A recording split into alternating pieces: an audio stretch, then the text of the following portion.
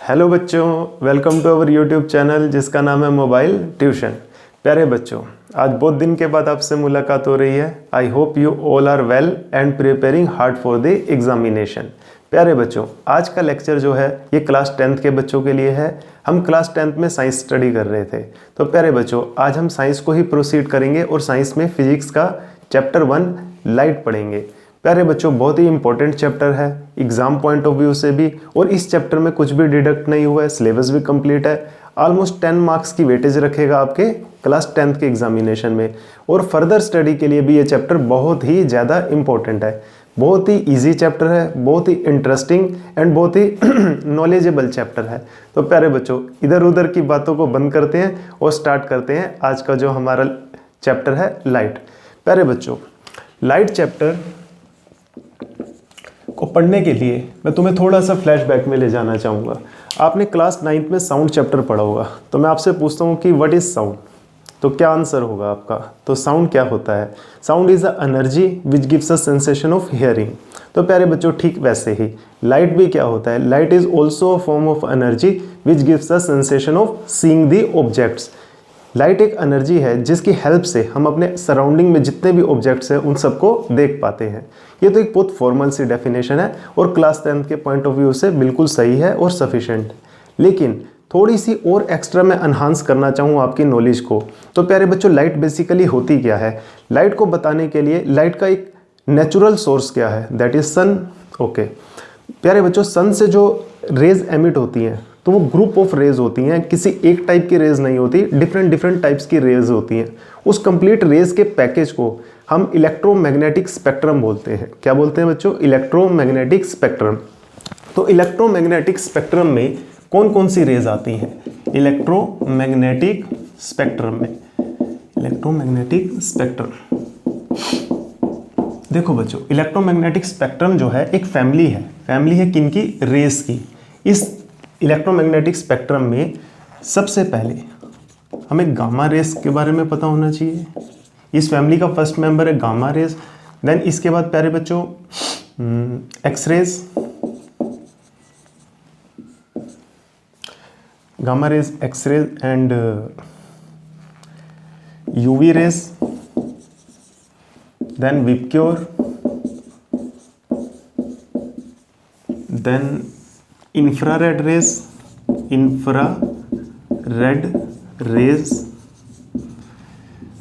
Microwaves या micro rays बोल सकते हैं आप, micro rays and radio waves या रेज भी बोल सकते हैं आप।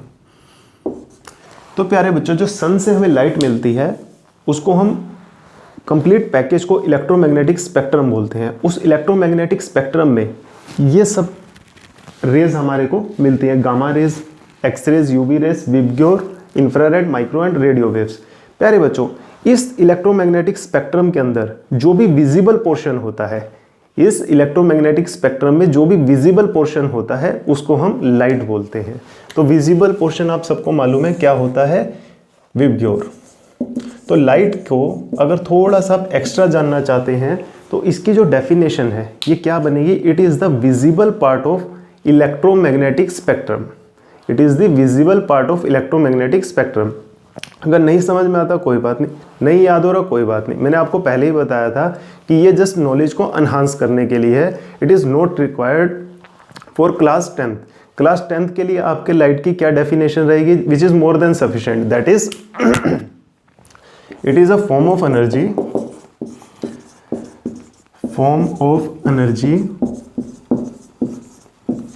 which gives us sensation of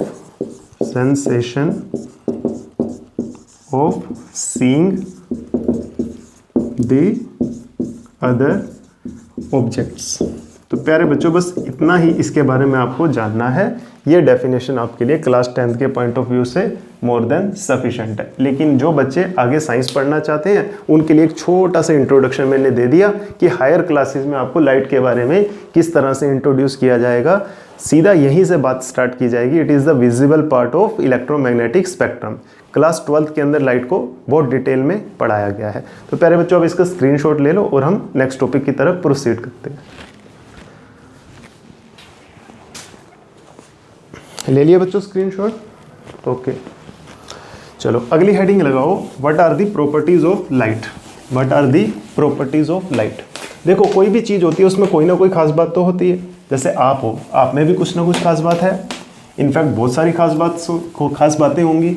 तो ऐसे ही प्यारे बच्चों लाइट में भी कुछ खास बातें होती हैं। वो खास बातों को ही क्या बोला जाता है? Properties of light. तो 3-4 प्रॉपर्टीज़ हैं लाइट की जिनको आप लर्न कर लेना। Properties of, next heading properties of light. तो पहली प्रॉपर्टी लाइट की क्या है बच्चों?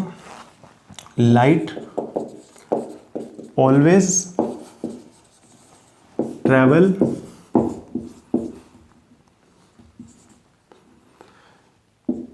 इन अ स्ट्रेट लाइन। लाइट हमेशा स्ट्रेट लाइन में ट्रैवल करती है। Light always travel in a straight line.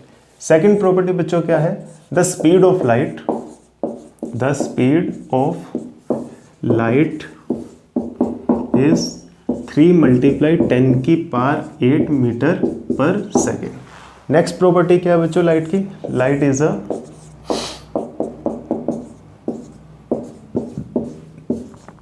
Non mechanical wave. अब ये नॉन मैकेनिकल वेव क्या होता है? आपने क्लास 9 में साउंड पढ़ा था। तो साउंड कैसी वेव होती है? Sound is a mechanical wave. तो प्यारे बच्चों मैकेनिकल वेव क्या होता है और नॉन मैकेनिकल वेव क्या होता है? मैकेनिकल वेव ऐसी वेव होती है जिसको ट्रैवल करने के लिए मीडियम की ज़रूरत पड़ती है, और नॉन मैकेनिकल वेव कौन होती है? जिसको ट्रैवल करने के लिए मीडियम की ज़रूरत नहीं पड़ती। अब कैसे जाने कि मीडियम की ज़रूरत पड़ती है या नहीं पड़ती? फॉर एन एग्जाम्पल, अगर हम मून पे जाके, चांद पे जाके बात करते हैं तो हमें एक दूसरे की आवाज़ सुनाई नहीं देगी। क्यों? क्योंकि मून पर कोई भी एटमॉस्फेयर नहीं है, मीडियम नहीं है। ऑन द अदर हैंड, अब ये जैसे ही हम अर्थ के एटमॉस्फेयर से बाहर जाते हैं वहाँ पर एटमॉस्फेयर नहीं है, मतलब एयर पार्टिकल्स नहीं है, डस्ट पार्टिकल नहीं है, वाटर ड्रॉपलेट्स नहीं है, मतलब वहाँ पे मीडियम नहीं है। जैसे अर्थ के एटमॉस्फेयर से बाहर चले जाते हैं और जहाँ मीडियम नहीं होता ऐसी जगह को बच्चों हम बोलते हैं वैक्यूम। तो अर्थ के एटमॉस्फेयर से जैसे ही हम थोड़ा सा बाहर जाते हैं तो क्या होता है कि हमें वैक्यूम मिल जाता है, यानी वैक्यूम ऐसी जगह जहाँ पर मीडियम नहीं है। अब लाइट कहाँ से आती है हमारे पास? लाइट आती है प्यारे बच्चों सन से, और सन अर्थ से बहुत ज़्यादा दूर है। तो यानी कि थोड़ा सा तो अर्थ के पास में एटमॉस्फेयर है, मीडियम है, मतलब लाइट को मीडियम मिल रहा है और वो आ रही है। लेकिन उसके जैसे एटमॉस्फेयर से लेके सन तक का जो डिस्टेंस है that is a very long distance, और वहाँ पर कोई भी मीडियम नहीं है। तो मतलब लाइट वहाँ से भी ट्रैवल होकर आ रही है, यानी लाइट विदाउट मीडियम भी ट्रैवल होकर आ रही है और मीडियम में भी ट्रैवल होकर आ रही है। तो यानी कि हम ये कह सकते हैं कि लाइट को ट्रैवल होने के लिए मीडियम की ज़रूरत नहीं पड़ती। तो ऐसी रेज, ऐसी वेव्स जिनको ट्रैवल होने के लिए मीडियम की ज़रूरत नहीं पड़ती, उनको हम क्या बोलते हैं? Non mechanical waves. क्या बोलते हैं बच्चों? Non mechanical waves. तो लाइट किसका एग्जांपल है? नॉन मैकेनिकल वेव्स का। तो next point, light is a transversal wave. Light क्या है? ट्रांसवर्सल वेव है। Light is a transversal wave. अब ट्रांसवर्सल वेव क्या होता है? साउंड कैसी वेव थी? Sound is a longitudinal wave. Longitudinal wave. देखो बच्चों, लॉन्गिट्यूडिनल और ट्रांसवर्सल वेव को ध्यान से समझो। मान लो ये कोई वेव है, कोई वेव है, ये इस डायरेक्शन में जा रही है, और यहाँ पर क्या है? मीडियम है। ये मीडियम है और ये मीडियम के पार्टिकल है, ठीक। अब ये इस तरह से इसके बीच में से होती हुई जा रही है। अगर किसी वेव के जाने पर मीडियम के पार्टिकल वेव की डायरेक्शन में ही वाइब्रेट होने लग जाएं, वेव किधर जा रही है? इधर जा रही है, और ये क्या थे? मीडियम के पार्टिकल, ये भी क्या कर रहे हैं? ये इधर जा रहे हैं, इधर आ रहे हैं, अपनी मीन पोजीशन पर ऑसिलेट कर रहे हैं, टू एंड फ्रो मोशन कर रहे हैं। लेकिन ध्यान से देखो, ये जो मीडियम के पार्टिकल हैं, ये ये जो मीडियम के पार्टिकल हैं, जो भी वेव जा रही है उसकी डायरेक्शन में टू एंड फ्रो मोशन कर रहे हैं। क्या कर रहे हैं बच्चों? वेव की डायरेक्शन में मीडियम के particle to and fro motion कर रहे हैं। अब दूसरी सिचुएशन को एनालाइज करते हैं। ये कोई वेव है, ये ऐसे जा रही है और ये मीडियम के पार्टिकल्स हैं। अब क्या हुआ, यदि इस वेव के जाने पर इस मीडियम के पार्टिकल्स ने ऐसे ऐसे ऑसिलेशन किया, ऊपर नीचे ऊपर नीचे ऊपर नीचे, मतलब जो वेव है वो इस डायरेक्शन में जा रही है, wave is going towards this direction. और जो मीडियम के पार्टिकल हैं वो क्या कर रहे हैं, अप डाउन मोशन कर रहे हैं। यहाँ पर क्या हो रहा था, वेव इस डायरेक्शन में जा रही थी और मीडियम के पार्टिकल भी इसी डायरेक्शन में ओसिलेट कर रहे थे और यहाँ पर क्या हो रहा है, वेव इस डायरेक्शन में जा रही है और मीडियम के पार्टिकल्स क्या कर रहे हैं, अप डाउन ओसिलेट कर रहे हैं। तो यहाँ पर क्या हो रहा है, जो मीडियम के पार्टिकल हैं वो वेव के डायरेक्शन में वेव के पैरेलल मूवमेंट कर रहे हैं। और इस वाले केस में क्या हो रहा है, केस 2 में क्या हो रहा है और केस 1 में अभी बताया, केस 2 में क्या हो रहा है, जो मीडियम के पार्टिकल हैं वो वेव की डायरेक्शन के परपेंडिकुलर ओसिलेट कर रहे हैं। और जब ऐसा केस होता है तो हम बोलते हैं ट्रांसवर्सल वेव है, और जब ऐसा केस होता है तो हम बोलते हैं लॉन्गिट्यूडनल वेव है। तो प्यारे बच्चों अब आपको समझ आया कि ट्रांसवर्सल वेव क्या होती है और लॉन्गिट्यूडनल वेव क्या होती है। तो लॉन्गिट्यूडनल वेव आप 9th में पढ़कर आए हो। यदि वेव के जाने पर मीडियम के पार्टिकल वेव की डायरेक्शन में ही टू एंड फ्रो मोशन करें, तो बच्चों ऐसी वेव को हम क्या बोल देते हैं, लॉन्गिट्यूडनल वेव। और यदि मीडियम के पार्टिकल वेव की डायरेक्शन, वेव इधर जा रही है और उसके पार्टिकल उसके perpendicular to and fro motion oscillate करते हैं, इसे ओसिलेशन बोला जाता है, टू एंड फ्रो मोशन को ओसिलेट बोला जाता है। यदि मीडियम के पार्टिकल वेव की डायरेक्शन के परपेंडिकुलर ओसिलेट करें तो ऐसी वेव को क्या बोला जाता है, ट्रांसवर्सल वेव। तो प्यारे बच्चों तो लाइट जब ट्रैवल होकर आती है, लाइट जब अर्थ के एटमॉस्फेयर में एंटर करती है, जैसे ही एटमॉस्फेयर में आ गई तो उसको मीडियम मिल गया। हालांकि वो बिना मीडियम के भी चल सकती है, क्यों, क्योंकि वो सन से आ रही है और सन से लेकर अर्थ का एटमॉस्फेयर जहाँ शुरू हो रहा है वहाँ तक वैक्यूम है, कोई मीडियम नहीं है, लेकिन फिर भी वहाँ से एनर्जी हमारे तक पहुँचती है, ट्रैवल होकर आती है। लेकिन जैसे ही वो अर्थ के एटमॉस्फेयर में आई तो क्या हुआ, मीडियम के पार्टिकल्स वेव के डायरेक्शन के परपेंडिकुलर ओसिलेट करते हैं। जब ऐसा होता है तो इसे क्या बोलते हैं, transversal wave. I hope it is clear to you. हालांकि इसकी डेफिनेशन को आपसे पूछा नहीं जाएगा, but to enhance your knowledge I explain all this things. तो प्यारे बच्चों ये 4 प्रॉपर्टीज हैं, इनका स्क्रीनशॉट ले लीजिए।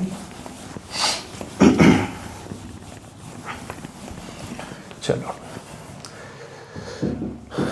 take the screenshot so that we start the next topic. Okay, ले लिया स्क्रीनशॉट। चलिए अब अगली हेडिंग लगाओ, रे ऑफ लाइट क्या होता है। Next heading is ray of light. What is ray of light.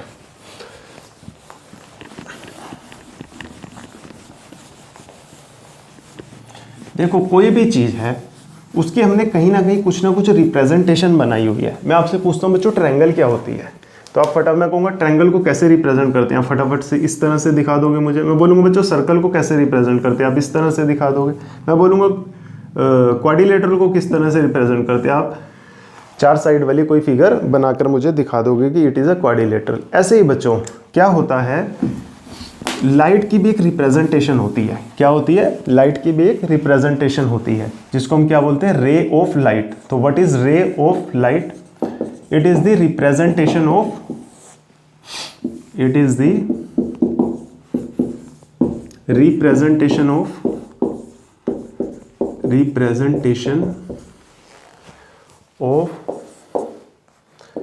Direction of propagation of light. मतलब लाइट जिस डायरेक्शन में जिस तरह से चल रही है उसको हम एक इस तरह से रिप्रेजेंट कर देते हैं, और इसी साइन को हम क्या बोल देते हैं, रे ऑफ लाइट। तो what is ray of light, it is the representation of direction of propagation of light. Light के साथ में लाइट वेव लिख लिया करो, लाइट वेव। अगर मैं इस तरह से रिप्रेजेंटेशन दिखाता हूं तो इसका मतलब क्या है, लाइट इस डायरेक्शन में ट्रेवल हो रही है। तो ये जस्ट क्या है, एक रिप्रेजेंटेशन है किसकी, लाइट की direction of propagation of wave की। चलो तो ये ब्रैकेट में दिखा देता हूं सो दैट कि आपके ध्यान में रहे। अच्छा दूसरा, बीम ऑफ लाइट क्या होता है, beam of light. What is beam of light, beam of light क्या होता है बच्चों, a bundle of rays of light rays of light is called beam of light. beam of light. जब बहुत सारी रेज ऑफ लाइट हम एक साथ रिप्रेजेंट करते हैं, यानी कि it is a group of rays of light, इस तरह से हम क्या बोल देते हैं, बीम ऑफ लाइट। ठीक, तो ये दो छोटे छोटे डेफिनेशंस हैं, इनको थोड़ा सा आप स्क्रीनशॉट ले लो और नोट कर लो। क्लियर हुआ बच्चों? ठीक, इसके बाद हम चलते हैं नेक्स्ट टॉपिक की तरफ, which is very very important. आज का लेक्चर बच्चों बेसिक रहेगा। इस पूरे चैप्टर में जो जो टर्म्स यूज़ होंगी, हम उन सभी टर्म्स के साथ हम इंट्रोड्यूस होंगे, सो दैट कि हमारा कमिंग डेज में जो लेक्चर्स हैं उसमें हमें कोई डाउट ना रहे। आज हम सभी बेसिक टर्म्स की स्टडी करेंगे जो इस चैप्टर में इस्तेमाल होने वाली हैं। तो नेक्स्ट, तो प्यारे बच्चों नेक्स्ट हेडिंग लगाइए, that is phenomenas related to light. Next heading is phenomenas related to light, related to light. Light से रिलेटेड दो फेमस फिनोमिना है बच्चों। First one is reflection and second one is refraction. Second one is refraction, refraction. अरे बच्चों दोनों के दोनों phenomena बहुत ही ज़्यादा इंपॉर्टेंट है और बहुत ही ज़्यादा इजी है, बहुत ही ज़्यादा इंटरेस्टिंग है। अभी तो हम इनको बहुत ज़्यादा डिटेल में नहीं पढ़ेंगे because it is a topic of class 12, लेकिन अभी 10th के लिए हमें जितना चाहिए उतना हम इसको खूब डिटेल में पढ़ेंगे। तो प्यारे बच्चों आज का वीडियो और नेक्स्ट वीडियो ये दोनों रिफ्लेक्शन पर बेस्ड होंगे और उसके आगे के दो वीडियोस रिफ्रैक्शन पर बेस्ड होंगे। तो व्हाट इज़ रिफ्लेक्शन? रिफ्लेक्शन और रिफ्रैक्शन को बताने से पहले मैं आपको एक दो छोटी छोटी बातें करना चाहता हूँ, सो दैट कि जो टर्म्स इसके अंदर आएंगी वो आपको पहले से क्लियर हो। अब सपोज करो हम बच्चों, हमारे आसपास में क्या है, हमारे आसपास में एयर है, तो जो भी चीज़ हमारे सराउंडिंग में होती है उसको हम बोलते हैं कि वो हमारा मीडियम है। हमें मीडियम का पता होना चाहिए, पहली बात। दूसरी बात, सपोज करो आप रिवर में चले गए। अगर आप रिवर में चले जाते हैं तो आपके आसपास क्या होगा? आपके आसपास पानी होगा, तो उस समय आपका मीडियम क्या होगा? वाटर। तो इसी तरह से कोई भी मीडियम, हमारे सराउंडिंग में जो भी चीज़ है वो हमारा मीडियम बन जाता है और वो कुछ भी हो सकता है। ठीक, अब सपोज करो कि जैसे आप और मैं बात कर रहे हैं, सपोज करो ये दो लोग हैं, पर्सन 1 पर्सन 2, ये दोनों आपस में बात कर रहे हैं। इनके बीच में मीडियम क्या है? सपोज करो ये एयर में है, तो इनके बीच में मीडियम क्या है? एयर। पर्सन 1 पर्सन 2, इनके बीच में क्या है? एयर। तो इन दोनों का मीडियम क्या हुआ? एयर हुआ। ठीक, अब मैंने बीच में ये पेन लगा दिया, पर्सन 1 ये रहा, पर्सन 2 ये रहा, और इनके बीच में सपोज करो मैंने ये पेन रख दिया, मतलब कि ये किसी तरीके से रखा हुआ है, सपोज करो किसी और ने पकड़ा हुआ है, ऐसा इमेजिन करो। पर्सन 1 यही है और पर्सन 2 यही है और बीच में पेन रख दिया। अब देखो बच्चों होगा क्या, इस पेन ने क्या किया? इस पेन ने इन दोनों के बीच में जो मीडियम था उसको सेपरेट कर दिया। यस और नो? यस कर दिया। तो जो चीज़ मीडियम को सेपरेट करती है उसको हम बोलते हैं इंटरफेस। क्या बोलते हैं बच्चों? इंटरफेस। बस ये दो बातें तुम्हें पता होनी चाहिए कि मीडियम क्या होता है। जो भी चीज़ हमारे सराउंडिंग में होती है उसे क्या बोलते हैं? हम मीडियम बोलते हैं। और जो चीज़ मीडियम को सेपरेट करती है उसको हम क्या बोलते हैं? इंटरफेस बोलते हैं। ये जो इंटरफेस होता है ये सेम मीडियम को भी सेपरेट कर सकता है और डिफरेंट मीडियम को भी सेपरेट कर सकता है। अब इन दोनों के बीच में, पर्सन 1 और पर्सन 2 के बीच में क्या है? एयर है ना, एयर इज़ अ मीडियम। तो इसने एयर को सेपरेट किया, इधर भी एयर है, इधर भी एयर है। अब सपोज करो कि जैसे कि आप किसी रिवर के किनारे खड़े हुए हो, किसी रिवर के बैंक पे खड़े हुए और आप उसको रिवर को देख रहे हो, तो क्या होगा? हमारी आँख से लेकर जहाँ तक रिवर स्टार्ट नहीं हो रही एयर है और फिर उसके बाद पानी स्टार्ट हो जाता है। तो पहले मीडियम कौन है? एयर। फिर मीडियम कौन है? वाटर। ठीक, इन दोनों को सेपरेट किसने किया? वाटर की फर्स्ट लेयर ने सेपरेट किया। वो जो फर्स्ट लेयर है वो किसकी तरह एक्ट करने लग जाएगी? इंटरफेस की तरह। तो बस आपको इतना पता होना चाहिए कि मीडियम क्या होता है। जो भी चीज़ हमारे सराउंडिंग में होती है उसको हम मीडियम बोलते हैं, और जो चीज़ मीडियम्स को सेपरेट करती है उसको इंटरफेस बोलते हैं। ठीक, अभी मैंने आपको बताया था कि रे ऑफ लाइट क्या होती है? Representation of direction of propagation of light. Suppose करो ये लाइट की रे है, ये किसी मीडियम से आ रही होगी, किसी मीडियम में जा रही होगी। सपोज करा ये मीडियम 1 है और ये मीडियम 2 है। ठीक, अब ये रे ऑफ लाइट ये मीडियम 1 और मीडियम 2 को सेपरेट कौन कर रहा है? ये वाली लाइन मीडियम 1 और मीडियम 2 को सेपरेट कर रही है। और मैंने बताया था जो चीज़ दो मीडियम को सेपरेट करती है उसको बच्चों हम क्या बोलते हैं, इंटरफेस बोलते हैं। क्या बोलते हैं, इंटरफेस बोलते हैं। ठीक, तो ये रे ऑफ लाइट आई, अब ये क्या होगा, ये इस मीडियम के साथ टकराएगी। ठीक, अभी मैं आपको यहाँ पे दो पॉसिबिलिटीज़ हैं, या तो ये रे ऑफ लाइट इस इंटरफेस को क्रॉस करके दूसरे मीडियम में चली जाए, या ये रे ऑफ लाइट इस मीडियम को क्रॉस ना कर पाए, इस इंटरफेस को क्रॉस ना कर पाए और वापस जिस मीडियम से आ रही थी उसी मीडियम में ये आ जाए। ये दो पॉसिबिलिटीज़ है। अगर ये वाली पॉसिबिलिटी होती है कि ये जो रे ऑफ लाइट आई थी एक मीडियम से, इंटरफेस से टकराई और दूसरे मीडियम में एंटर कर गई, अगर ऐसा हो रहा है तो बच्चों इस फिनोमिना को बोला जाता है रिफ्रैक्शन। क्या बोला जाता है, रिफ्रैक्शन। और अगर यही रे ऑफ लाइट एक मीडियम से आ रही है, इंटरफेस से टकरा कर उसी मीडियम में अपनी डायरेक्शन को चेंज कर लेती है, तो इस फिनोमिना को बोला जाता है रिफ्लेक्शन। क्या बोला जाता है बच्चों, रिफ्लेक्शन। तो दोनों फिनोमिनाज आपको पता लगे। अगर लाइट के पाथ में चेंज आता है एक मीडियम से दूसरे मीडियम में जाने पर, तो उस फिनोमिना को बोला जाता है रिफ्रैक्शन। और यदि लाइट के पाथ में चेंज आता है एक ही मीडियम के अंदर, तो उस फिनोमिना को बच्चों बोला जाता है रिफ्लेक्शन। तो आई होप इट इज़ क्लियर कि रिफ्लेक्शन क्या होता है, रिफ्रैक्शन क्या होता है। रिफ्रैक्शन की स्टडी हम बहुत डिटेल में करेंगे थोड़ी देर के बाद, एक दो वीडियोस के बाद। लेकिन अभी हमें क्या पढ़ना है, रिफ्लेक्शन। तो यहाँ से रिफ्लेक्शन को बेसिकली समझो, हिंदी में समझो कि है क्या।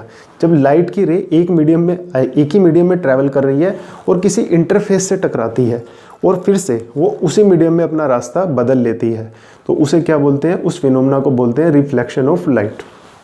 तो अब बच्चों डेफिनेशन लिखो, what is reflection of light. Refraction की स्टडी हम बाद में करेंगे। तो रिफ्लेक्शन की बच्चों दो डेफिनेशन मैं लिख देता हूँ। एक बहुत सिंपल सी डेफिनेशन है और एक थोड़ी सी क्या एडवांस डेफिनेशन है। Bouncing back of light, bouncing आप कोई भी लिख सकते हो, दोनों ही करेक्ट है। Bouncing back of light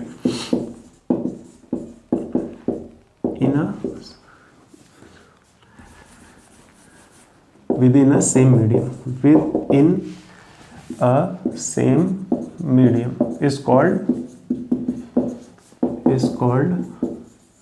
reflection, is called reflection। ठीक, और इसकी जो और ज़्यादा अच्छी डेफिनेशन है, more accurate, what is this, that is it is the change in the, it is a change in the path of light, it is a change in the path of light within a same medium, within a same medium, change in the path of light within a same medium is called reflection of light, reflection of light। ठीक है बच्चों, reflection of light. और कौन सा object बहुत अच्छी reflection करता है, कौन सा ऑब्जेक्ट कम अच्छी रिफ्लेक्शन करता है, उन सब बातों की हम स्टडी करेंगे किसमें, टाइप्स ऑफ रिफ्लेक्शन में, टाइप्स ऑफ रिफ्लेक्शन। तो अगली हेडिंग लगाओ बच्चों, टाइप्स ऑफ रिफ्लेक्शन। दो तरह की रिफ्लेक्शन होती हैं। पहली regular reflection, regular reflection. Regular को बच्चों स्पेक्युलर रिफ्लेक्शन भी बोला जाता है, रेगुलर और specular reflection, specular reflection, regular and specular reflection. और जो दूसरा है दैट इज इररेगुलर, इररेगुलर और डिफ्यूज्ड रिफ्लेक्शन। दो तरह की रिफ्लेक्शन होती हैं, फर्स्ट वन इज रेगुलर और specular reflection, second one is irregular और डिफ्यूज्ड रिफ्लेक्शन। तो वन बाय वन हम दोनों की स्टडी करेंगे, आप इसका स्क्रीनशॉट ले लो। 1 2 3 ओके। तो हेडिंग लगाओ सबसे पहले रेगुलर और स्पेक्युलर रिफ्लेक्शन, रेगुलर और specular reflection, regular and specular reflection. लगाओ प्यारे बच्चों, हेडिंग लगाओ फटाफट से, रेगुलर और स्पेक्युलर रिफ्लेक्शन। दोनों को मैं डिफ्रेंशिएट करके ट्रेबुलर फॉर्म में पढ़ाता हूँ आपको। First one is regular reflection, and second one is diffused reflection. दूसरा नाम क्या है इसका, इररेगुलर रिफ्लेक्शन, डिफ्यूज्ड रिफ्लेक्शन। अच्छा, रेगुलर रिफ्लेक्शन में क्या होता है,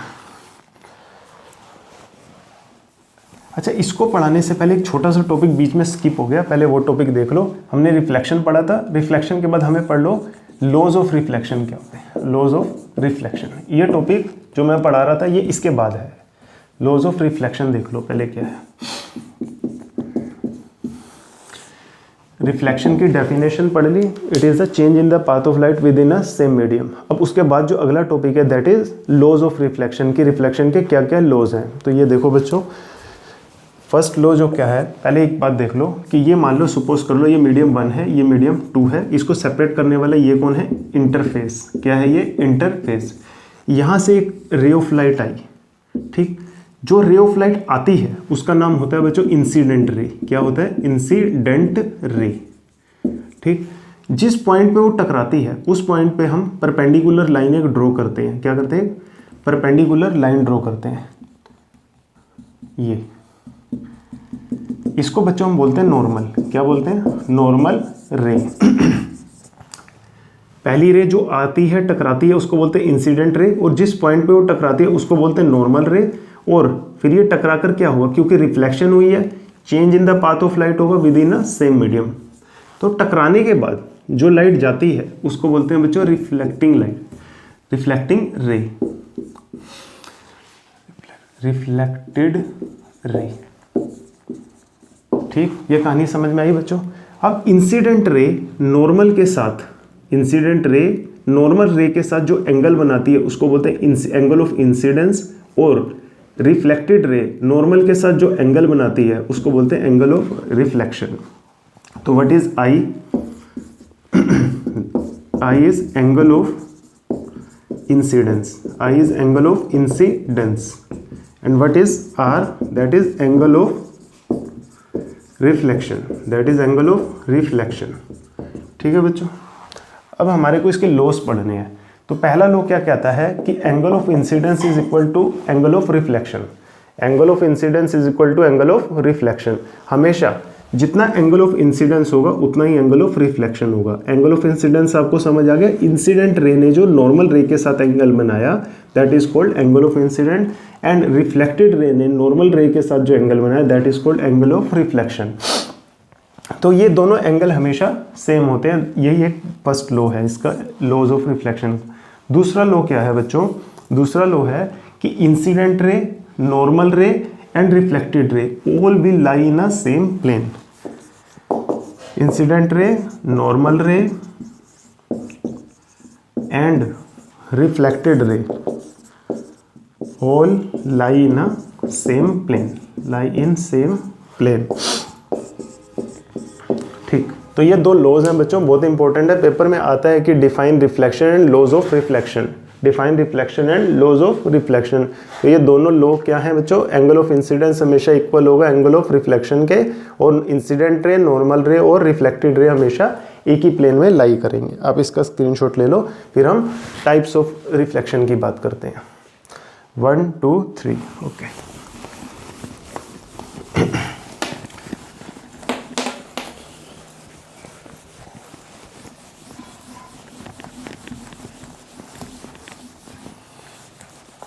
तो अब मैं बता रहा था कि दो तरह की रिफ्लेक्शन होती है। पहली रिफ्लेक्शन होती है बच्चों रेगुलर रिफ्लेक्शन, और दूसरी होती है डिफ्यूज रिफ्लेक्शन। ये दो एग्जांपल्स के साथ मैं आपको समझाऊंगा। सपोज करो यहाँ से बहुत सारी रेज ऑफ लाइट आ रही हैं, ये इंटरफेस है, ये इंसिडेंट रेज है। जो भी लाइट ऑफ रेज आती है उनको क्या बोलते हैं, इंसिडेंट रेज। इस तरह से इंसिडेंट रे, ठीक। अब ये दोनों रे टकराई, जिस जगह पर टकराती है वहाँ पर हम नॉर्मल ड्रॉ करते हैं, अभी अभी बता कर आया हूँ मैं आपको, ठीक है। जितना एंगल ऑफ इंसिडेंस होगा उतना ही एंगल ऑफ रिफ्लेक्शन होगा, ये इस तरह से। जितना एंगल ऑफ इंसिडेंस होगा उतना ही एंगल ऑफ रिफ्लेक्शन होगा, और ये इस तरह से। और जो रेस टकराने के बाद जाते हैं उनको हम बोलते हैं रिफ्लेक्टेड रे, रिफ्लेक्टेड रे। अब ध्यान से देखो बच्चों, इंसिडेंट रे और रिफ्लेक्टेड रे, इन दोनों का पैटर्न क्या है, सेम। मतलब जिस पैटर्न में ये आ रही थी उसी पैटर्न में ये जा रही हैं, जिस पैटर्न में आ रही थी उसी पैटर्न में ये जा रही हैं। जब ये इंसिडेंट रे और रिफ्लेक्टेड रे का पैटर्न सेम होता है, when the pattern of incident ray and reflected ray are same, such reflection is called such reflection is called regular reflection. Regular reflection, इस तरह की रिफ्लेक्शन को क्या बोला जाता है बच्चों? Regular reflection. अब दूसरा केस देखो बच्चों, ये इंटरफेस है, ये एक इंसिडेंट रे आई, यहाँ से टकराई, जिस जगह पर टकराती है वहाँ पे हम नॉर्मल ड्रॉ करते हैं। आने वाली रे को इंसिडेंट रे बोलते हैं और जाने वाली रे को क्या बोलते हैं? जाने वाली रे को क्या बोलते हैं? Reflected ray. एक और रे आई, ठीक, ये यहाँ से टकराई, नॉर्मल ड्रॉ होगा, इसका नाम होगा इंसिडेंट रे, इसका नाम होगा नॉर्मल, ठीक। अब क्या हुआ, ये इस तरह से चलेगी रिफ्लेक्टेड रे। अब देखो इंसिडेंट रे के पैटर्न को देखो, वो कुछ इस तरह से है, रिफ्लेक्टेड रे के पैटर्न को देखो, वो कुछ इस तरह से है। तो जब इनका पैटर्न सेम नहीं होता तो इस तरह की रिफ्लेक्शन को बच्चों हम क्या बोलते हैं? इर्रेगुलर रिफ्लेक्शन या diffuse reflection. When the pattern of incident ray and reflected ray is not same, such reflection is called diffuse reflection या irregular reflection। diffuse reflection, ठीक है। ये फर्क समझ आया आपको? इरेगुलर रिफ्लेक्शन में और रेगुलर रिफ्लेक्शन में क्या फ़र्क होता है? अब दूसरी बात देखो बच्चों, रेगुलर रिफ्लेक्शन होती कब है? रेगुलर रिफ्लेक्शन तब होती है जब इंटरफेस जिस पर इंसिडेंट रे पड़ रही है वो बिल्कुल स्मूथ हो, बिल्कुल प्लेन हो, ठीक। अब जैसे ये बोर्ड है, ये क्या स्मूथ है? हमें लग रहा है ये स्मूथ है, लेकिन ये स्मूथ नहीं है। जो मिरर होता है जिसमें हम अपना फेस देखते हैं वो बिल्कुल ऑप्टिकली स्मूथ होता है, ऑप्टिकली प्लेन होता है। It is not optically plane. इसे माइक्रोस्कोपिक लेवल पर ये थोड़ा सा क्या है? रफ है, बिल्कुल स्मूथ नहीं है। तो ऐसे सरफेसेस जो बिल्कुल स्मूथ नहीं होते वहाँ पर किस तरह की रिफ्लेक्शन होगी? Irregular reflection. और ऐसे सरफेसेस लाइक मिरर जो बिल्कुल ऑप्टिकली प्लेन होते हैं माइक्रोस्कोपिक लेवल पर भी, ठीक, उनमें बिल्कुल भी इरेगुलरिटीज़ नहीं होती, तो वहाँ पर क्या होती है? Regular reflection. पहली बात। दूसरी बात, हम मिरर के सामने खड़े होते हैं, हमें क्या दिखता है? अपना फेस। और हम दीवार के सामने खड़े होते हैं तो हमें क्या दिखती है? दीवार। तो जब जस्ट अ मिनट, तो जब क्या होता है कि हमारे को, अब जब हम मिरर के सामने खड़े होते हैं तो क्या होता है? हमारे फेस में से लाइट निकलती है, वो मिरर पर जाकर पड़ती है और फिर मिरर से टकराकर वापस हमारी आंखों पे आती है, तो हमारे को अपना फेस दिखता है।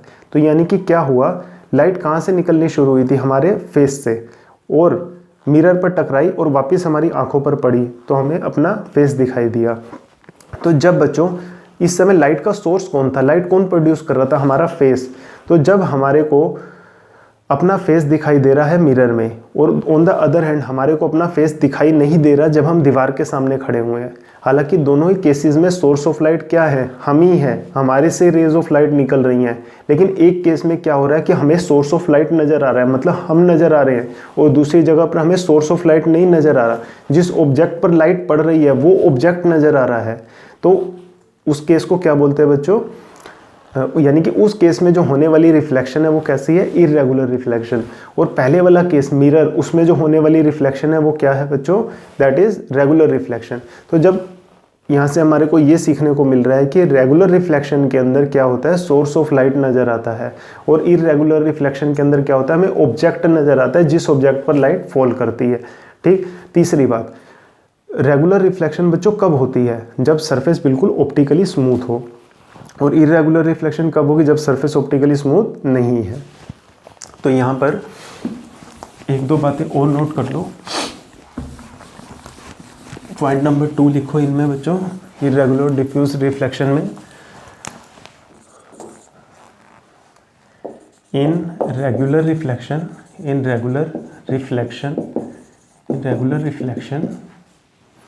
source of light is seen, source of light is seen। तीसरा पॉइंट क्या लिखोगे? this type of reflection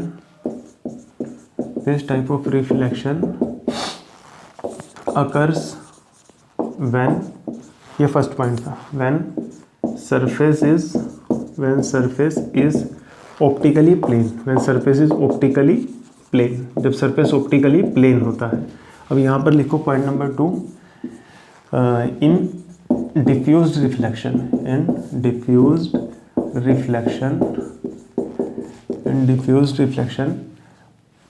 object on which light falls is seen, मतलब सोर्स नहीं नजर आएगा, जिस ऑब्जेक्ट पर पड़ेगी वो नजर आएगा। तीसरा पॉइंट क्या है, occurs, this type of reflection occurs when surface is not optically plane, when surface is not optically plane. इसका एग्जाम्पल कौन है, कौन करता है regular reflection, that is mirror. कौन करता है, मिरर। और यहाँ देखो इसके एग्जाम्पल में आप बच्चों क्या लिख सकते हो, वॉल में जब वॉल के सामने हम खड़े हुए तो हमें वॉल ही दिखाई देती है, हम तो नहीं दिखाई देते। वॉल, रूफ, फ्लोर, ठीक है बच्चों, वॉल, रूफ, फ्लोर। तो इसका स्क्रीनशॉट ले लो, ये टाइप्स ऑफ रिफ्लेक्शन है। इसके बाद मोस्ट इंपॉर्टेंट टॉपिक की तरफ चलेंगे, हम मिरर को डिटेल में स्टडी करेंगे। 1 2 3 टेक दिस स्क्रीनशॉट। चलो बच्चों अगली हेडिंग लगाओ मिरर। तो यहाँ से हमें पता लगा व्हाट इज मिरर। मिरर क्या होता है बच्चों, mirror is an object which can do reflection, नहीं रिफ्लेक्शन नहीं, which can do regular reflection, ठीक, स्पेकुलर रिफ्लेक्शन जो कर सके ऐसा ऑब्जेक्ट, उसको क्या बोल देते हैं, मिरर बोलते हैं। क्या बोलते हैं बच्चों, मिरर। तो लिखो बच्चों what is mirror. Mirror, it is an object which can do specular reflection, जो स्पेकुलर रिफ्लेक्शन कर सके इज कॉल्ड मिरर। ठीक है बच्चों, मिरर एक ऐसा ऑब्जेक्ट होता है जो क्या कर सकता है, स्पेकुलर रिफ्लेक्शन कर सकता है। कभी भी रिफ्लेक्शन वर्ड मत यूज़ करना मिरर के लिए अकेला, रिफ्लेक्शन तो दीवार भी कर रही है, ये बोर्ड भी कर रहा है, लेकिन जो मिरर एक पर्टिकुलर ऑब्जेक्ट है जो स्पेकुलर रिफ्लेक्शन करता है। ठीक है, ओके बच्चों। अब हमें इसके बाद पढ़ना है topic types of mirror. Mirror बनता कैसे है, मिरर एक ग्लास का पीस होता है, कांच का टुकड़ा होता है, जिसको हम एक तरफ से पॉलिश करके बहुत ज़्यादा ऑप्टिकली प्लेन कर देते हैं, स्मूथ कर देते हैं, और उसकी दूसरी साइड को ओपेक कर देते हैं। ओपेक कर देते हैं किससे, सिल्वर ब्रोमाइड से। समझ आई बात। मिरर तैयार कैसे होता है, ग्लास का एक पीस होता है जिसकी एक साइड को बहुत ज़्यादा पॉलिश किया जाता है ताकि वो ऑप्टिकली प्लेन हो जाए और रिफ्लेक्शन करे, और दूसरी साइड को बच्चों हम क्या कर देते हैं, दूसरी साइड को हम सिल्वर ब्रोमाइड से पेंट करके ओपेक बना देते हैं ताकि लाइट उसके ऊपर फॉल करे तो क्रॉस ना कर पाए, उसको टकरा कर वापस आ जाए। तो अगला लिखो heading types of mirror. Types of mirror, तो पहली टाइप बच्चों प्लेन मिरर, प्लेन मिरर। और दूसरी टाइप क्या है बच्चों, स्फेरिकल मिरर। क्या है, स्फेरिकल मिरर। प्लेन मिरर क्या होता है, प्लेन मिरर एक ऐसा मिरर होता है जिसका रिफ्लेक्टिंग साइड बिल्कुल फ्लैट होती है। जैसे ये मिरर है, ये इसका मतलब क्या है बच्चों, ये मैंने यहाँ से ओपेक कर दिया, पेंट कर दिया इसको किससे, सिल्वर ब्रोमाइड से। ये वाली साइड होती है ओपेक साइड, और ये वाली कौन सी है, रिफ्लेक्टिंग साइड। जैसे हम मिरर के सामने खड़े हुए हैं, यहाँ से हमें अपना फेस नज़र आ रहा है, तो ये कौन सी साइड है, रिफ्लेक्टिंग साइड, पीछे वाली साइड को पेंट किया हुआ है। और ये जो मैं ये दिखा रहा हूँ छोटे छोटे डॉट, यानी कि मैंने ये पेंट कर दिया मिरर को, ओपेक साइड है ये। पेंट किससे किया, कई बार पूछ लेते हैं, सिल्वर ब्रोमाइड से, ओपेक साइड। और ये जो स्मूथ साइड होती है इसको क्या बोलते हैं बच्चों, रिफ्लेक्टिंग साइड, रिफ्लेक्टिंग साइड। तो प्लेन मिरर बच्चों एक ऐसा मिरर होता है जिसकी रिफ्लेक्टिंग साइड बिल्कुल फ्लैट होती है, बिल्कुल सीधी होती है। ठीक है, तो इसमें क्या आएगा, which has, type of mirror which has flat reflecting surface, which has flat reflecting surface. Plane mirror क्या होता है, जिसकी फ्लैट रिफ्लेक्टिंग सरफेस हो, उसको हम क्या बोल देते हैं बच्चों, प्लेन मिरर बोल देते हैं। On the other hand spherical mirror क्या होता है, देखो बच्चों स्फेरिकल मिरर से ही पता लग रहा है कि क्या है, ये स्फेयर वर्ड यूज़ किया हुआ है।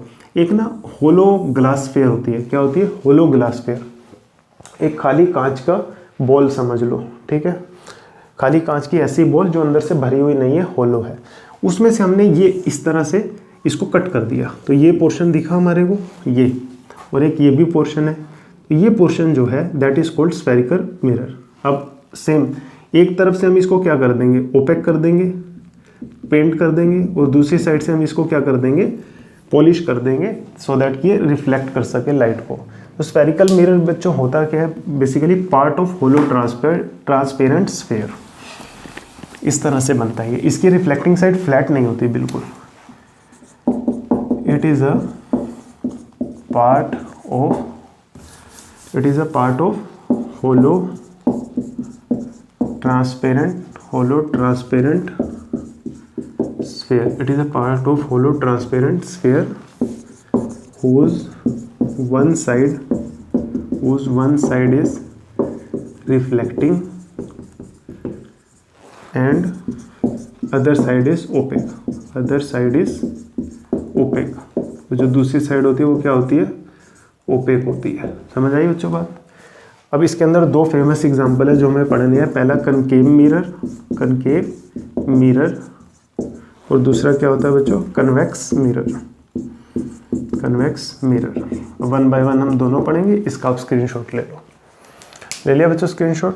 ओके 1 2 3 हेडिंग लगाओ concave mirror. Next heading is concave mirror. Concave mirror और कन्वेक्स मिरर किसके पार्ट है, स्फेरिकल मिरर के। स्फेरिकल मिरर क्या था, एक होलो स्फीयर का पार्ट था जिसकी एक साइड रिफ्लेक्टिंग थी और दूसरी साइड क्या थी बच्चों, दूसरी साइड ओपेक थी। चलो हेडिंग लगाओ कनकेव मिरर और दूसरा यहीं पे बता दूंगा तुम्हें कन्वेक्स मिरर।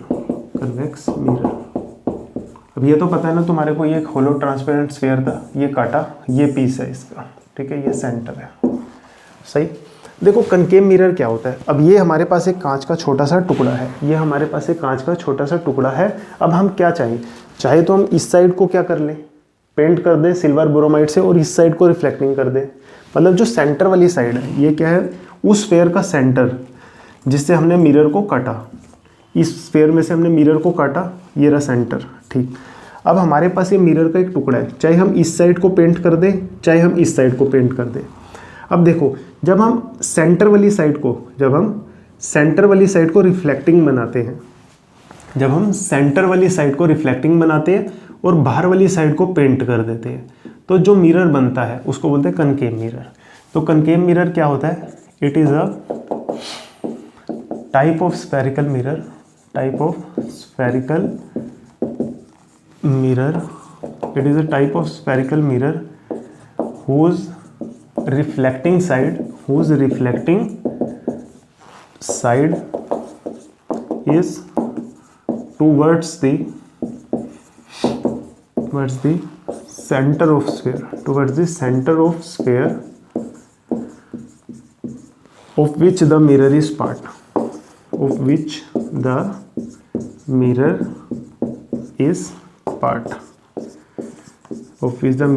अगर हमने सेंटर वाली साइड को रिफ्लेक्टिंग बनाया और सेंटर के बाहर वाली साइड को, ये देखो इस स्फीयर का पार्ट है ये, और ये इसका सेंटर, इस स्फीयर का टुकड़ा है, इसका सेंटर इस तरफ है, इसी का टुकड़ा है ना बच्चों, यहाँ पे लगा दिया और ये सेंटर है। अगर हमने सेंटर वाली साइड को पॉलिश कर रिफ्लेक्टिंग बनाया तो क्या होगा, तो जो मिरर तैयार होगा उसको हम कनकेव मिरर बोलेंगे। कन्वेक्स इसका उल्टा, अगर हमने सेंटर वाली साइड को पेंट कर दिया और अवे फ्रॉम द सेंटर वाली साइड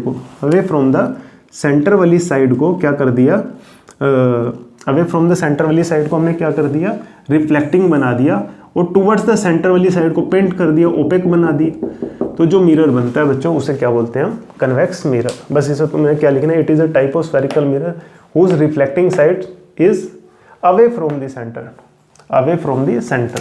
तो यहाँ पे बस इतना ही फर्क आएगा, reflecting side is away from the centre,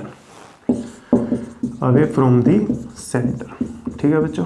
उस reflecting side is away from the centre, और इसमें क्या है, टुवर्ड्स द सेंटर। देखो reflecting side towards the centre है और उसमें reflecting side away from the centre है। ये सेंटर था, reflecting side away from the centre है। समझ आ गई ये बात। चलो स्क्रीनशॉट ले लो। अब हम कुछ टर्म्स पढ़ेंगे जो मिरर के पार्ट्स होते हैं और फिर आज के लेक्चर को कंक्लूड करेंगे। अब लिखो some important terms related to mirror, बहुत ज़रूरी है ये पढ़ना। Terms related to mirror, terms related to mirror, terms related to mirror. पहली टर्म पोल, पोल बच्चों मिरर का क्या होता है, mid point, mid point of mirror, चाहे कोई सा भी हो, प्लेन मिरर है, कन्वेक्स मिरर है, कनकेव मिरर है, ये सभी की सभी टर्म्स बच्चों स्टैंड करेंगी। पोल क्या होता है, mid point of the mirror. जैसे कि सपोज करो ये मिरर कौन सा है, देखो यहाँ से एक स्फीयर बन रहा है और हमने बाहर वाली साइड को पेंट कर दिया, हमने बाहर वाली साइड को पेंट कर दिया मतलब अंदर वाली साइड को रिफ्लेक्टिंग बना दिया, ठीक है। ये सोचो ना ऐसे इस तरह से एक स्फीयर का पार्ट है, और जब सेंटर वाली साइड क्या होती है, रिफ्लेक्टिंग होती है, तो कनकेव मिरर बनता है। तो ये क्या है, ये इसका मिड पॉइंट है यहाँ पे, this is, it is called pole. Pole पता लग गया क्या होता है, it is a mid point of mirror. और याद रखना बच्चों, मिरर में जितने भी डिस्टेंसेस मेज़र किए जाएंगे लेफ्ट में या राइट में, मिरर में जितने भी डिस्टेंसेस मेज़र किए जाएंगे लेफ्ट में या राइट में मिरर के, वो सब के सब पोल से मेज़र किए जाते हैं। पोल के राइट साइड के डिस्टेंसेस पॉजिटिव होते हैं, पोल के लेफ्ट साइड के डिस्टेंसेस नेगेटिव होते हैं। इन बातों को हम डिटेल में कल पढ़ेंगे। चलो दूसरी टर्म लिखो बच्चों, centre of curvature, centre of curvature, curvature. देखो सेंटर ऑफ कर्वेचर क्या होता है, ये मिरर कहाँ से आया होगा, कुछ इस तरह का एक स्फेयर रहा होगा, बड़ा सा होलो ट्रांसपेरेंट स्फेयर, उसमें से ये चीज़ हमने काट दी और वो बनी हुई है ऊपर। तो ये किसी ना किसी स्फेयर का एक पार्ट है ना, उस स्फेयर का कोई सेंटर होगा, उस स्फेयर का कोई सेंटर होगा, उसी सेंटर को बच्चों सेंटर ऑफ कर्वेचर बोला जाता है। It is the centre of sphere, it is the centre of sphere of which the mirror is part, of which the mirror is part, of which the mirror is a part, mirror जिसका part है उसको क्या बोलते हैं, centre of curvature. तीसरा point लिखो बच्चों, radius of curvature. अब देखो वो जो मिरर ऊपर बना हुआ है वो इसी स्फेयर का पार्ट है, और इसी स्फेयर के सेंटर से लेकर सर्कमफ्रेंस तक का कोई डिस्टेंस होता है जिसको हम रेडियस बोलते हैं। इसी को यहाँ पर बच्चों रेडियस ऑफ कर्वेचर बोलते हैं, radius of curvature, radius of curvature. तो what is radius of curvature, radius of curvature is a radius of the sphere, radius of curvature is the radius of the sphere of which the mirror is part. ये mirror जिस sphere का part है उस sphere की radius को ही बच्चों क्या बोलते हैं, radius of curvature. What is radius of curvature, it is the radius, it is the radius of sphere of which the mirror is part, the mirror is a part। समझ आ रही है बच्चों बातें, ठीक है। अगली जो इंपॉर्टेंट टर्म है that is principal axis, that is principal axis. Principal axis बच्चों क्या होती है, देखो ये एक मिरर था, ठीक है, ये इसका क्या है पोल, और ये इसका क्या है सेंटर ऑफ कर्वेचर। अगर मैं पोल और सेंटर ऑफ कर्वेचर को ज्वाइन कर दूं और इस लाइन को दोनों तरफ एक्सटेंड कर दूं, पोल और कर्वेचर, सेंटर ऑफ कर्वेचर को ज्वाइन किया और उस लाइन को दोनों तरफ एक्सटेंड कर दिया, तो जो लाइन बनती है बच्चों that is called principal axis. What is called, that is called principal axis, ठीक है। तो प्रिंसिपल एक्सिस क्या है, if we join the centre of curvature and pole, basically ये इमेजिनरी लाइन होती है, हम अपनी इमेजिनेशन में फील कर रहे होते हैं इसको। It is an imaginary line, it is an imaginary, होती नहीं है फील करते हैं, imaginary line which is obtain, which is obtained by joining the center of curvature and pole and on extended both side, on extended both side is called principal axis, is called principal axis, is called principal axis. और क्या कहते हैं बच्चों इसको, principal axis, ठीक है। चार कुछ इंपॉर्टेंट टर्म्स हो चुकी हैं, 2-3 रह गई हैं, अब इसका स्क्रीनशॉट ले लो फिर हम आगे करते हैं। 1 2 3 समझ आ गया। पोल क्या होता है, mid point of the mirror. Centre of curvature क्या होता है, centre of the sphere of which the mirror is part. Radius of curvature क्या होता है, radius of the sphere of which the mirror is part. Principal axis क्या होती है, if we join the center of curvature to the pole and extend that line on both sides, then the line obtain is called principal axis, और एक imaginary line होती है। अगली heading लगाओ बच्चों फोकस, अगली लाइन लगाओ, अगली हेडिंग लगाओ दैट इज फोकस। फोकस क्या होता है? फोकस को कैपिटल एफ से डिनोट किया जाता है। देखो बच्चों क्या होता है फोकस, ये मिरर था, ठीक है, ये क्या था सेंटर पॉइंट पोल, ये रहा पोल, ठीक है, यहाँ पे कहीं इसका सेंटर ऑफ कर्वेचर भी होगा, और ये क्या है बच्चों principal axis. Centre of curvature और पोल को ज्वाइन करके जिस लाइन को दोनों तरफ एक्सटेंड कर दिया जाता है वो बच्चों क्या होता है पोल, और एक कनकेव मिरर है क्योंकि अवे फ्रॉम द सेंटर जो है पेंट किया हुआ है, ठीक है। अब देखो बच्चों ये एक इंसिडेंट रे आई, टकराई मिरर से, टकरा कर ये वाली जो इंसिडेंट रे है ध्यान से देखो क्या है प्रिंसिपल एक्सिस के पैरेलल, ये क्या है प्रिंसिपल एक्सिस, क्या है बच्चों ये प्रिंसिपल एक्सिस। ये वाली इंसिडेंट रे प्रिंसिपल एक्सिस के पैरेलल है, मिरर से टकराई, इस तरह से पास करी। एक और इंसिडेंट रे आई, पैरेलल है प्रिंसिपल एक्सिस के, मिरर से टकराई और इस तरह से क्या हुआ रिफ्लेक्ट करके चली गई। अब ध्यान से देखो ये दोनों क्या थी इंसिडेंट रेज, और इनकी खास बात क्या थी, ये एक दूसरे के भी पैरेलल है और प्रिंसिपल एक्सिस के भी पैरेलल है। और ये क्या हुआ मिरर से टकराई, मिरर से टकराने के बाद प्रिंसिपल एक्सिस पर किसी कॉमन पॉइंट से पास करती हुई जा रही हैं। आफ्टर रिफ्लेक्शन जो होती है वो रिफ्लेक्टेड रेज होती हैं। Reflected ray after reflection principal axis पे एक पॉइंट से पास करती हुई जा रही है, और इसी पॉइंट को बच्चों क्या बोलते हैं फोकस। क्या बोलते हैं बच्चों फोकस। तो फोकस क्या होता है, it is a point on principal axis where the incident rays parallel to the principal axis pass through after reflection। Principal axis पे एक पॉइंट है जहां पर इंसिडेंट रेज, कौन सी इंसिडेंट रेज जो पैरेलल प्रिंसिपल एक्सिस के पास करती हैं after reflection is called focus. समझ आ गया बच्चों की फोकस क्या होता है, ठीक है। अगली हेडिंग लगाओ फोकल लेंथ, अगली हेडिंग लगाओ बच्चों फोकल लेंथ। फोकल लेंथ क्या होती है, स्मॉल एफ से इसको बच्चों डिनोट किया जाता है। फोकस से लेकर पोल तक का जो डिस्टेंस होता है बच्चों उसी को क्या बोला जाता है focal length. It is a distance between focus and pole. ध्यान रखना बच्चों फोकस जो होता है वो कैपिटल एफ से डिनोट किया जाता है, फोकल लेंथ स्मॉल एफ से डिनोट की जाती है। और फोकल लेंथ क्या है, distance between focus and pole. Focus क्या है वो डेफिनेशन लिखी हुई है, ठीक है। अब इसके अंदर एक और छोटी सी बात आपको सीखनी है, that is radius of curvature. Radius of curvature बता दिया था, एक रिलेशन है, relation between focal length, focus नहीं focal length and radius of curvature. देखो रेडियस ऑफ कर्वेचर क्या थी, रेडियस ऑफ द स्फीयर, और शॉर्ट में बोलना चाहूँ distance of centre of curvature and pole. ये क्या है, यहाँ से लेकर यहाँ तक क्या है रेडियस ऑफ कर्वेचर, और यहाँ से लेकर यहाँ तक क्या है फोकल लेंथ। बच्चों ये है रेडियस ऑफ कर्वेचर, और ये जो ये पॉइंट है ये है फोकल लेंथ, ठीक है। ये क्या है फोकल लेंथ, ये फोकस है। जो फोकल लेंथ होती है ना वो रेडियस ऑफ कर्वेचर की हाफ होती है, तो focal length is half of radius of curvature, ये इसका रिलेशन है। Focal length is a half of radius of curvature. तो बच्चों इसका स्क्रीनशॉट ले लो।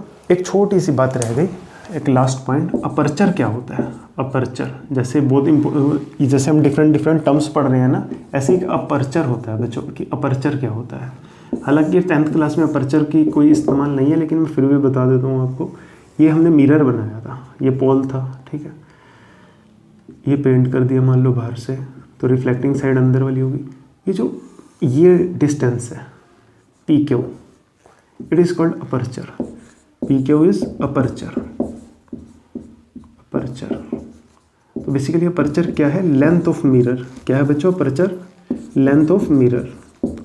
Length of mirror is aperture. Length of mirror is aperture. Length of mirror को ही बच्चों क्या बोला जाता है, अपर्चर। तो प्यारे बच्चों ये कुछ इंपॉर्टेंट टर्म्स थी जो मिरर से रिलेटेड है और जो बेसिक है इस पूरे चैप्टर का। तो आज का लेक्चर बेसिक रहा, पूरे चैप्टर में क्या क्या आने वाला है, हम उन सब टर्म से इंट्रोडक्शन हुआ हमारा। तो प्यारे बच्चे आज के लेक्चर को 1 से 2 बार देखो। आई होप ये सब कंसेप्ट आपको क्लियर हो जाएंगे और आने वाले वीडियोस में आपको प्रॉब्लम नहीं आएगी। तो बच्चों अगला टॉपिक है इसके अंदर, that is image formation. Image formation को हम नेक्स्ट वीडियो में कवर करेंगे। एग्जाम पॉइंट ऑफ व्यू से भी बहुत इंपॉर्टेंट है और नॉलेजेबल भी है। ठीक, तो तब तक बच्चों मज़े करते रहो, पढ़ाई करते रहो। All the very best.